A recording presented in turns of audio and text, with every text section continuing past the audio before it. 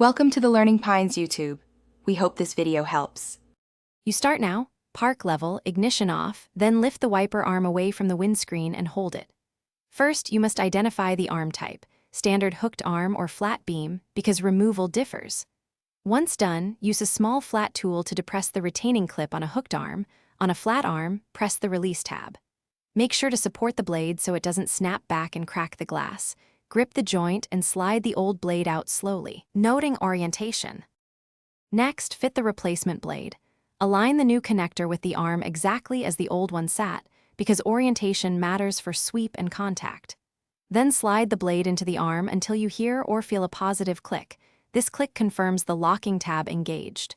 Once clicked, tug gently to confirm security. Make sure the rubber sits squarely within the frame and that any adapter covers are closed. Repeat these steps on the opposite side, and wipe the screen to test visibility. Finally, lower the arms gently to the glass and start the ignition. Run the wipers at low speed to inspect sweep, contact, and noise. If you see streaking or skipping, stop, clean the windscreen with isopropyl, then recheck blade seating and tension.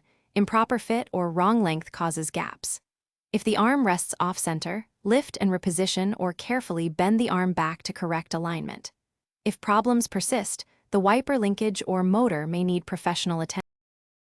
Thanks for watching. Consider subscribing if we helped you.